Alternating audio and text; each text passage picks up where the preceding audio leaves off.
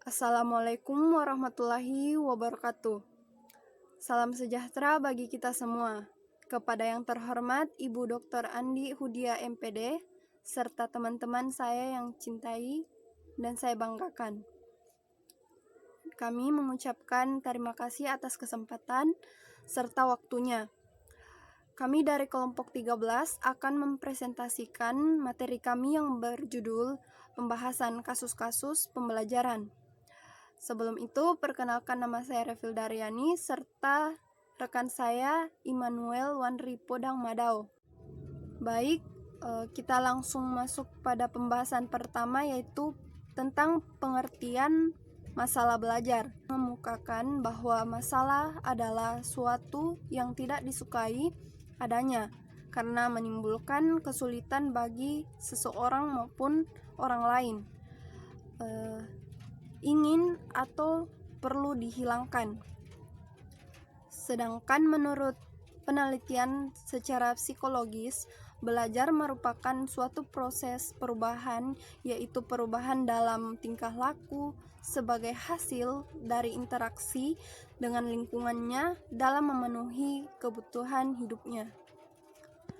Nah, pengertian belajar dapat didefinisikan sebagai suatu proses yang dilakukan individu untuk memperoleh suatu perubahan tingkah laku yang baru serta keseluruhan sebagai hasil dari pengalaman individu itu tersendiri dalam interaksi dengan lingkungannya. Adapun pengertian masalah belajar selanjutnya yaitu masalah belajar adalah suatu kondisi tertentu yang dialami oleh murid dan menghambat kelancaran proses yang dilakukan individu untuk memperoleh suatu perubahan tingkah laku yang baru secara keseluruhan. Pada pembahasan kedua yaitu pembahasan kasus-kasus pembelajaran yang akan dibawakan oleh saudara Immanuel Wanri Podang Madao.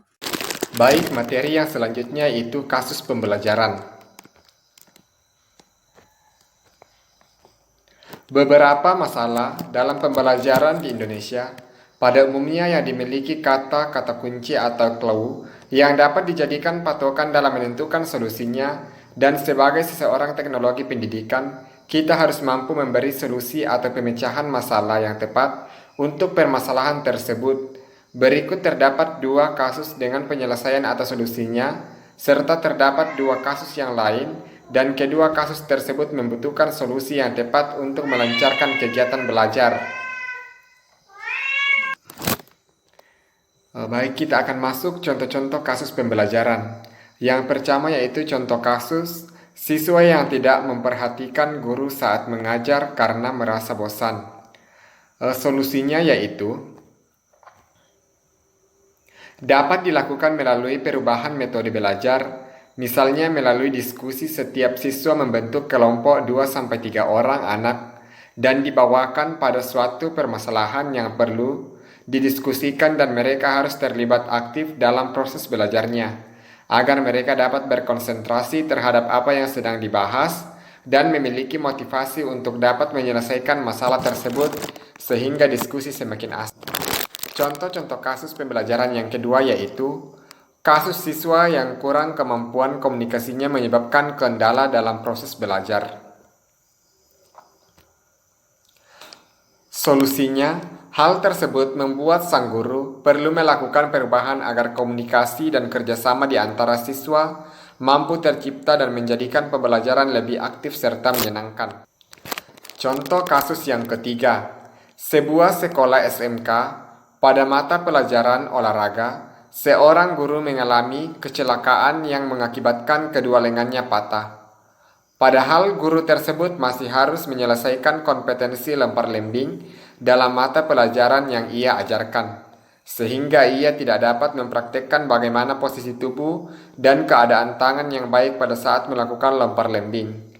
Apa yang harus dilakukan guru tersebut agar pembelajarannya tetap berlangsung dan siswa dapat mempraktekannya dengan benar? Solusinya yaitu, guru perlu meminta kepada siswa sebelum melakukan pertemuan saat pembelajaran, siswa perlu memperhatikan dan menyimak dengan seksama video dari YouTube mengenai langkah-langkah lempar lembing. Kemudian, saat pertemuan untuk praktek di lapangan, guru meminta salah satu siswa untuk mempraktekkannya dengan arahan langsung dari guru tersebut. Kemudian siswa lainnya dapat mengikuti dan mempraktekkan langkah-langkahnya. Yang berikut contoh-contoh kasus pembelajaran yang keempat. Terkendala karena kurangnya fasilitas sekolah, menyebabkan guru menjelaskan semua kompetensi secara monoton. Solusinya yaitu cara efektif yang dapat digunakan guru dalam menyelesaikan kompetensinya dapat dilakukan dengan memanfaatkan lingkungan alam sekitar dengan kontrol dan pengawasan yang diberikan guru kepada siswanya. Melalui alam, siswa dapat secara langsung melihat binatang-binatang yang ada di sekitarnya, dan dapat dilakukan praktek melihat proses terlahirnya seekor binatang ke dunia dengan memperhatikan binatang sekitar yang sedang hamil dan akan mengeluarkan anaknya. Demikianlah pemaparan dari kami kelompok 13. Kurang dan lebihnya mohon dimaafkan. Terima kasih.